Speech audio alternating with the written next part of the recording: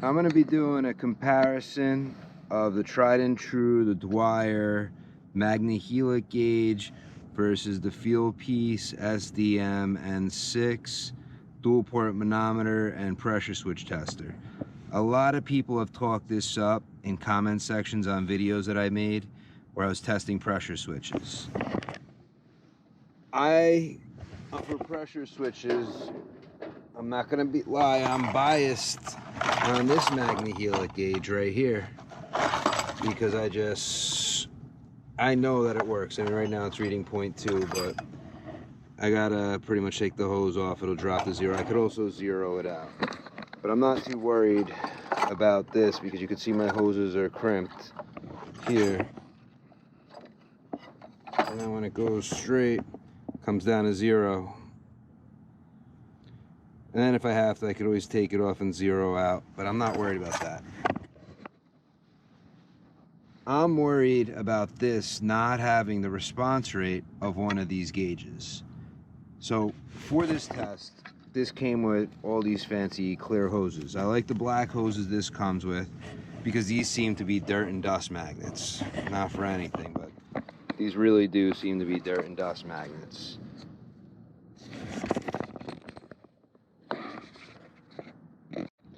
So right now they're both zeroed out. Let's turn this one on. This might be a little delayed because inside this Y that comes with it, it looks like there's little orifices to protect the pressure switch. So I'm gonna do my first test like this. What I might do is remove this hose that came with this, but this is also set up, this hose, for this can actually take an adjustable pressure switch or test a pressure switch. So, I mean, that's one nice thing about this, where I can't really do that with this. I can a little bit with the furnace, but it's not as easy with one of these to make adjustments on a pressure switch. So what we're gonna do, right now this port is dead until I energize the solenoid. Let's see which one has a faster response rate.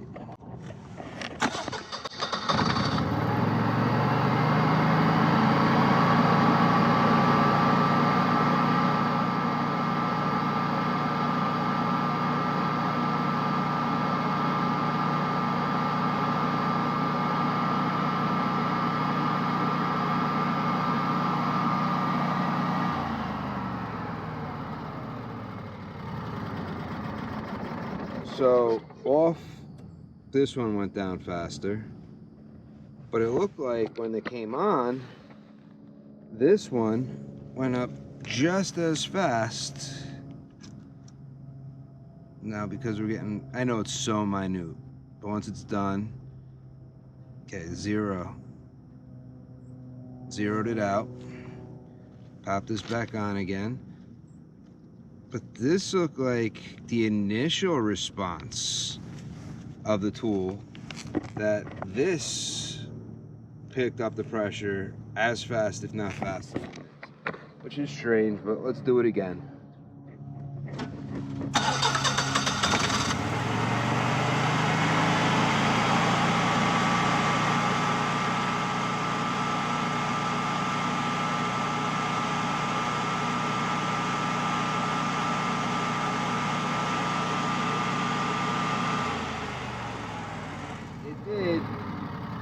But see, this is where I'm worried about with pressure switches. I know that it's going to be so minute, but do you see how long it's taking to drop? What happens if I'm testing a pressure switch and I have a fluctuation? Yes, it went up faster than here, but I'm not 100% sure that with a pressure switch that this one would do any better than this one. I understand though that I need one of these for pressure switches and one of these for gas, where this is one tool does it all. I'm gonna have to see when I get a pressure switch, a unit with a pressure switch on it that I'm testing, how this responds in comparison to this one. That's what I really want to know. I mean, on start, I'm getting the same startup. It's going the same. I mean, there's nothing restricting either of these hoses. I'm using the same hose, so none of them is shorter or longer than the other one. Both of these orifices I didn't check. That would actually make a difference on the rise.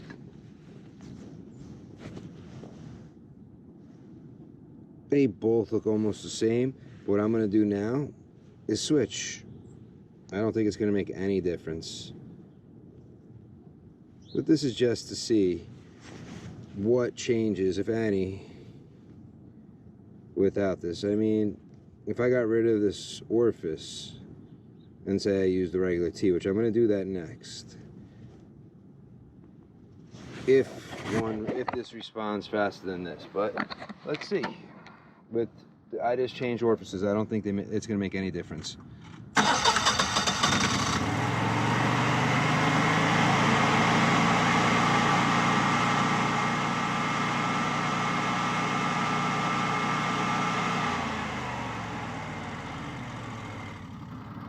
No, except for the off, just like it did. So now, what I'm going to do is let me ditch this fitting right here. Does this come out of the hose? Yep. And what I'm going to take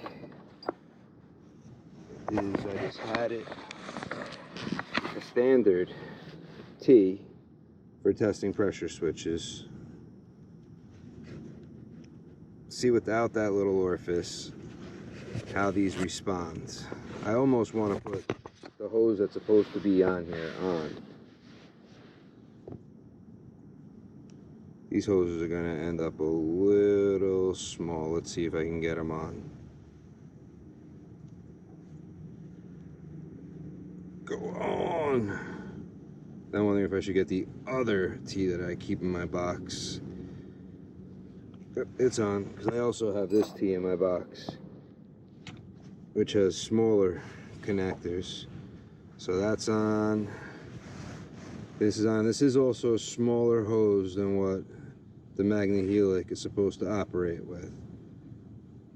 I'm just pretty much playing around with these. I'm on a generator maintenance, so I have, and I want to see how my new tools work. Oh, this new tool. Because it's better to learn on a maintenance than when I'm on a job that somebody's paying for my time. Come on, go. Get on. Doesn't want to go. Put a little water on it. A little spit. Should slide right on now. Slip right into that very tight opening. Get in there. Stretch it wide open. Come on, go. Oh my goodness, I can't get it. Okay, what I should probably do is get that other T. I don't understand how I got the one side in, but I can't get this.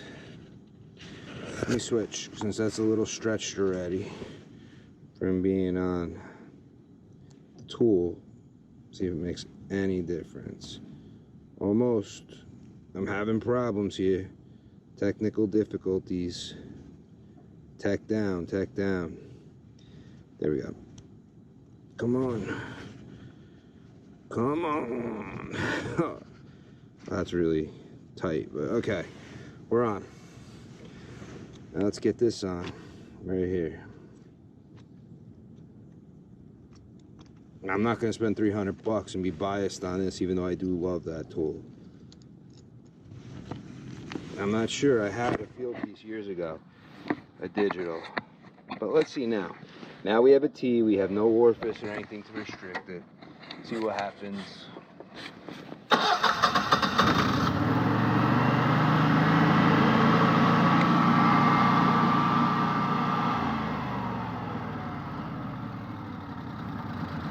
You do get a faster response with this. Those orifices, where's the offices, where did it go? You can see it's kind of restricting But that's meant for the pressure switches, so whatever pump in here doesn't ruin it. Okay, let's turn it on again.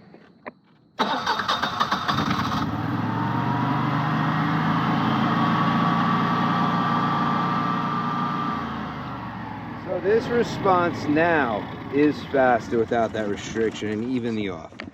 Remember, your pressure switch is not going to have pressure like this. That's higher pressure. This has to have some kind of bleed port somewhere. So that could be why on the off it takes a little while. But that also makes me worried about when the pressure switch test comes. We'll see. Because I mean, I'm hoping that this tool is going to be a great tool, since a lot of people told me last year I had to get it.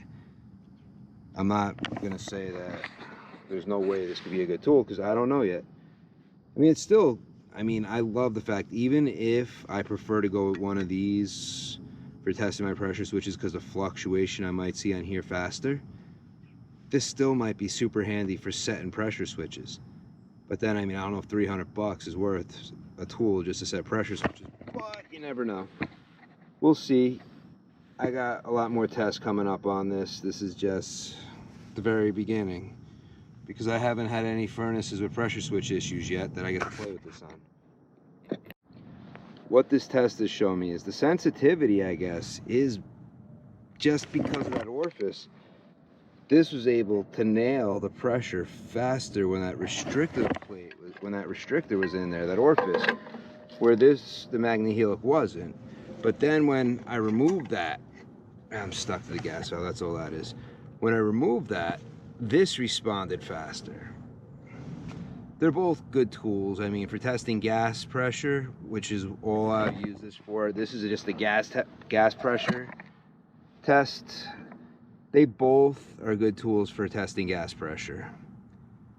I mean, I'm still biased on this one right now because of how quickly the fluctuations show up with the needle moving. I understand a lot of people are going to tell me, well, get over it.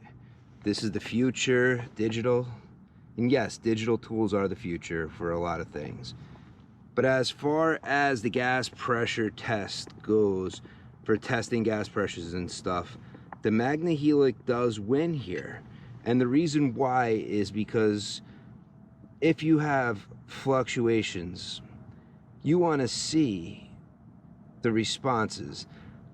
I have the UEI, that combustion analyzer, which is a great combustion analyzer, but the gas pressure takes forever for it to come up. This is a lot faster than that UEI. This response rate on the up part of it is awesome. I have no complaint about that. It's just the drop. It's just when it's dropping pressure, that is the part that I don't really like. I wish it would drop faster. I'm gonna have to play around with it more to see, because this is one of my first times using it. But it's not like it really makes a difference on how it drops pressure. And that is where with the pressure switches I'm worried. We're gonna see, that's gonna be another video, but we're gonna see how that comes out. Right here, this was just testing gas pressure, because remember, if you have fluctuation on your gas pressures, that's a problem.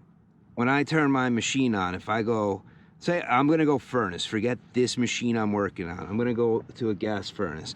So I turn on, I get 3.5 and then it drops to 0.